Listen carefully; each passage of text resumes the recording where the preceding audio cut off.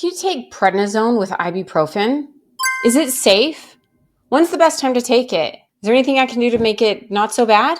These are great questions about prednisone because often the type of person who needs prednisone often feels like they need ibuprofen. But this is actually a pretty dangerous combination.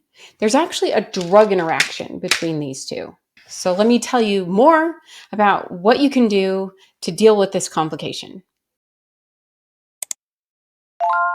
I'm Dr. Megan, your prednisone pharmacist. I am here to help you not just survive prednisone, but thrive while taking prednisone. And so here are some tips to have the best experience while taking prednisone.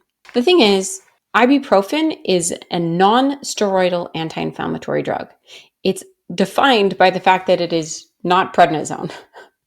It's the type of drug that isn't prednisone. This is a steroidal anti-inflammatory drug.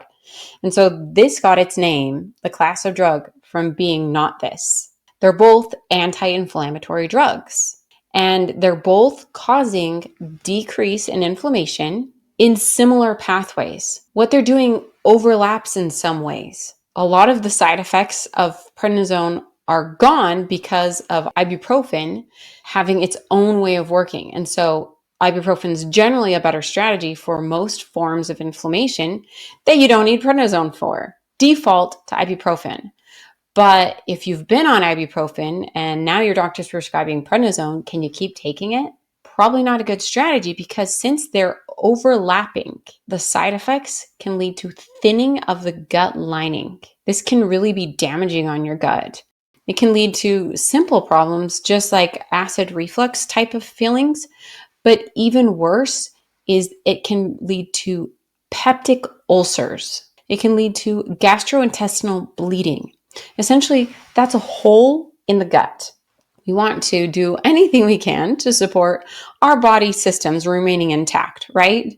So you want to generally avoid this combination of medications unless there's something else going on. And in that case, talk to your doctor. See if this combination of medications is really the best option for you. A study showed that taking the combination of prednisone and ibuprofen can 2 times your risk for gastrointestinal complications compared to just ibuprofen alone. And then if you compare no anti-inflammatory, like no prednisone and no ibuprofen, to both, it's 4 times the risk of gastrointestinal issues. So 4 times the risk or 2 times the risk, depending on how much of this you're using. We want to avoid these complications. So if you must take both of these, then you need to protect your gut. And that's with something like omeprazole. Omeprazole is a PPI, a proton pump inhibitor, and it treats frequent heartburn.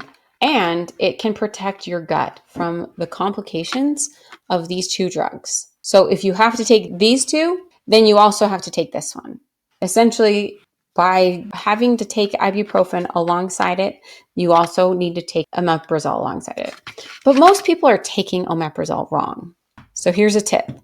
Make sure you take it about 30 minutes before either breakfast or dinner, or both if you're having really bad symptoms. But you don't want to take it with your first bite. You want to give it about 30 minutes for your body to absorb it and for it to kick in before your first bite.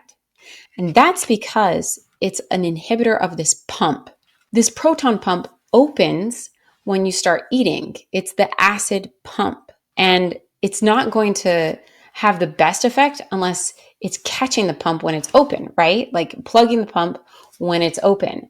If you take it with your first bite, then the pump has already started closing because your food has already stopped being, consumed. So it's best if it's about 30 minutes before either breakfast or dinner, or whichever your biggest meal of the day is. So if you're taking prednisone and you're still having pain, what can you do instead? Well, I'd recommend acetaminophen. Acetaminophen is the best option to go along with prednisone. It's been shown to be the safest pain reliever that you can take. If you're having fever, if you're having general pain, this is the best option. It is not an anti-inflammatory though. So if your pain is inflammatory, then the prednisone is your best choice for that kind of pain. Another tip is the brand name Tylenol. You could get it. A family member bought this, not me. I never would have paid full price for any medication like this because the generic is just as good. There's no net benefit of paying extra per tablet for the brand name versus the generic. And then another really important tip is this Tylenol and acetaminophen ingredient can be harmful if you take too much.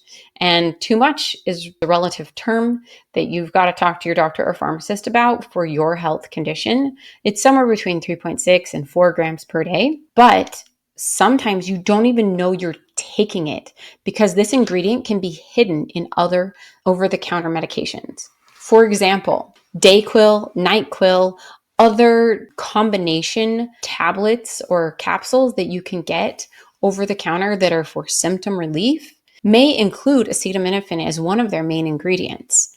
And then you're also taking Tylenol on top of that, you're going to quickly reach or exceed that daily maximum of 3.6 grams per day really fast. So be sure to look at the ingredients and generally just avoid those combination over-the-counter medications because you're usually better off taking separate pills and ask your pharmacist for which ones they recommend for your actual symptoms. So some common questions people ask about ibuprofen and prednisone is, when can I take ibuprofen after stopping prednisone? And usually waiting about 24 hours after your last dose of prednisone is a safer choice for when to take your next dose of ibuprofen. Can I take them the same day? Technically, yes, you can take them the same day. But if you're going to do that, you should probably take Omerazol along with it, right? What about Advil and prednisone? Is there any difference for Advil? No, Advil is essentially the exact same thing as ibuprofen. It's just a brand name. Same with Motrin. Motrin and prednisone and Advil and prednisone have a drug interaction that can lead to gastrointestinal, like stomach upset problems. Anywhere between your mouth and your anus can have issues if you take that combination of any form of ibuprofen with prednisone. So that is one drug to avoid while on prednisone. There are actually a whole bunch of medications over the counter and prescription that you should avoid while on prednisone. And there's supplements to avoid, and there's vaccines to avoid, and there's foods to avoid. I have a whole comprehensive list of things to avoid while taking prednisone. And you can get it for free, printable, one pager, if you click the link below, and then you'll know exactly what to avoid while taking prednisone to minimize your side effects, your risk for drug interactions and complications that can really be devastating for you. So just click the link below to download the things to avoid while taking prednisone. There's at least 27 or maybe even more on there. Signing off as Dr. Megan, your prednisone pharmacist.